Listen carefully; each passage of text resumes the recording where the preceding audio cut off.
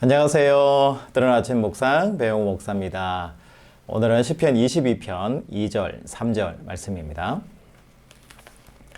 내 하나님이여, 내가 낮에도 부르짖고 밤에도 잠잠하지 아니하오나 응답하지 아니하시나이다. 이스라엘의 찬송 중에 계시는 주여, 주는 거룩하시니이다. 아멘. 여러분 선거 열심히 잘 참여하셨습니까? 여러분들이 생각하는 결과가 나오셨는지요? 아니면 좀 실망스러운 결과가 나오셨는지 모르겠습니다. 어쨌든 주어진 환경 속에서 여러분 수고하셨고요. 새롭게 뽑혀진 사람들 위해서 기도해 주시고 좋은 정치 만들어 나갈 수 있도록, 또 좋은 나라 만들어 나갈 수 있도록 기도해 주시는 것이 또 기독교인의 또한 책임과 의무가 아닌가라는 생각이 듭니다. 자, 오늘 시편은 다윗의 시편이에요. 여러분 잘 알듯이 시편 22편은 메시아 시편, 그러니까 고난을 당하고 십자가에 버려지고 힘든 길을 걸어가시는 그 예수님에 대한 예표의 시편, 이것이 바로 시편 22편이라는 것을 성경에서 말합니다. 그런데 예수님께서 십자가상에 돌아가실 때에 엘리 엘리 라마 사박다니 하고 말씀하셨어요. 하나님 하나님 어찌하여 나를 버리시나이까, 이렇게 말씀하셨는데 하나님의 큰 계획과 섭리와 예정하심, 여기에 예수님께서도 순종하시고 하나님의 그 계획하심을 따라가는, 그것이 뭐냐면 바로 십자가고 바로 예표다라는 것을 이야기하는 거잖아요. 오늘 다윗도 보면 상황이 굉장히 고난과 어려운 상황 중에 있어요. 그 상황이 아들 압살롬에 의해서 쫓겨나서 광야 생활을 할 때 지으시다 라고 말씀하시는 분도 계시고, 또 다른 전쟁 때문에 힘든 상황에 있는 것이다, 사울 왕에게 쫓길 때 지으시다, 이렇게 말씀하시는 분들이 있는데, 어쨌든 굉장히 어렵고 힘들게 쫓기는 상황에서 지은 시라는 것은 확실합니다. 그런데 다윗이 저는 이 시편을 이렇게 읽다가 굉장히 좀 놀랍다라는 그런 부분이 있는데, 하나님이 내 편이 아니시고 하나님이 나를 버린 것 같고, 나는 열심히 살았고 착하게 건강하게 나름 의롭게 살았다라고 생각을 하는데, 내 삶이 술술 풀려나가는 것이 아니고 굉장히 어려운 상황을 많이 겪게 되기도 하고, 힘든 상황을 많이 겪게 될 때 나는 신앙인으로서 하나님이 없는 것처럼 내가 살아가는 것 같다 느껴질 때가 있다는 거죠. 하나님이 없는 시대와 삶을 내가 산다라고 생각될 때 힘들잖아요. 사람에게 배신당할 수 있고, 사회로부터 배척당할 수도 있고, 공동체로부터 배척을 당했을 수도 있고, 가족들로부터 외면당하고 무관심한 상태로 왕따당하는 그런 상태에 있을 수도 있다라는 거죠.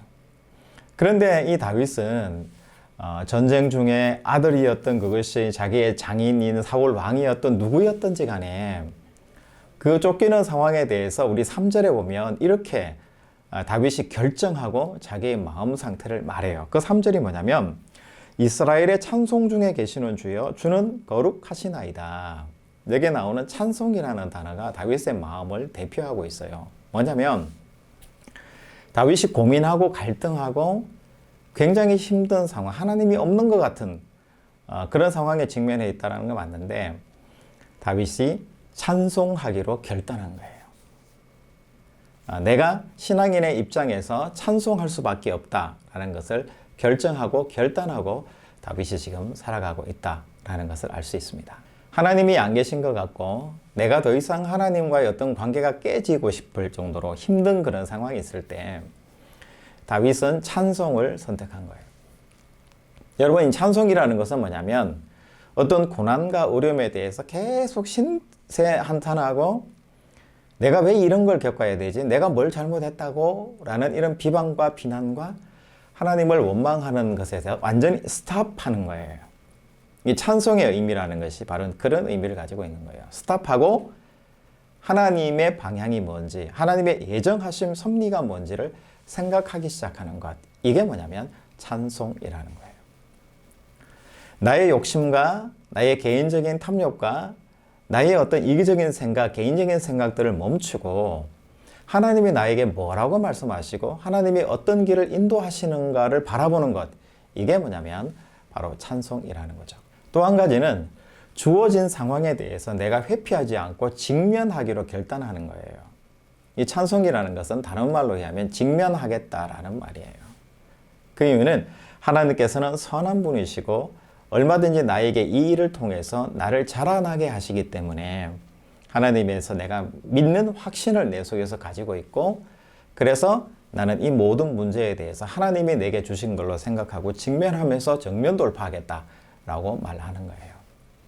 여러분, 알에서 새끼가 깨어나잖아요. 그게 닭이 되었던 어떤 짐승이 되었던 알에서 깨어나게 되는데 알에서 깨고 나오는 이것이 얼마나 고통스럽고 힘든 과정이라는 것을 우리가 알고 있잖아요.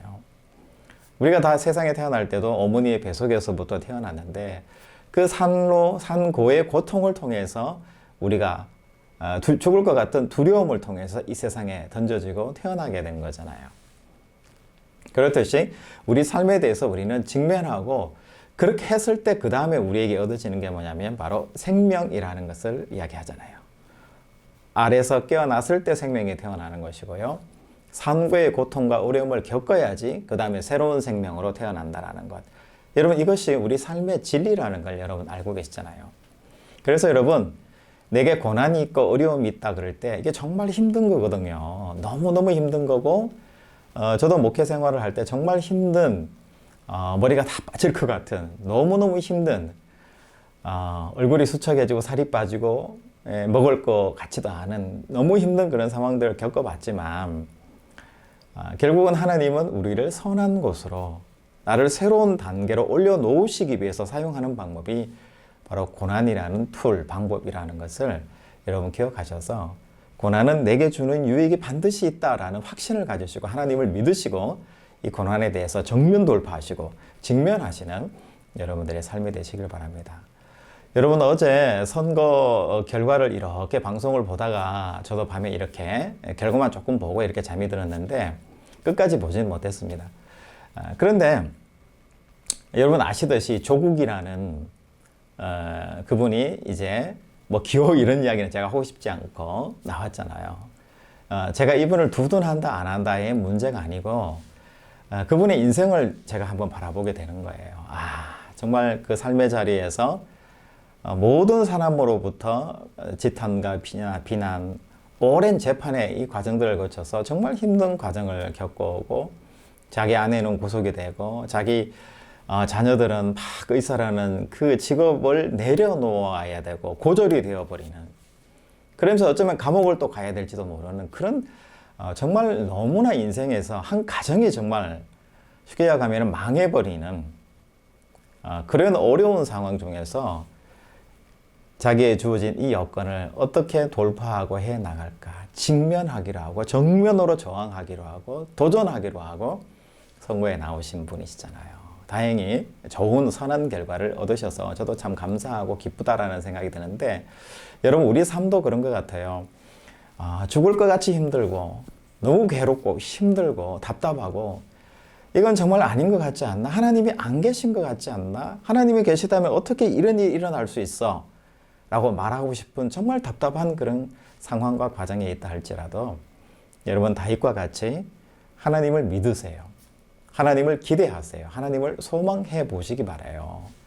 그래서 우리 삶의 자리에서 어떻게 해서든지 하나님을 믿고 하나님이 주시는 그 고난 가운데서의 유익과 그리고 그 고난을 통해서 내가 한 단계 더 자라날 수 있다라는 이 마음을 여러분 놓치지 마시고 반드시 나는 이 고난을 통해서 나는 한 단계 더 성장하고 말 거야 라는 결심을 하시고 여러분 삶의 자리에서 다시 일어나시는 여러분들의 우리 삶이 되시기를 주님의 이름으로 축복합니다.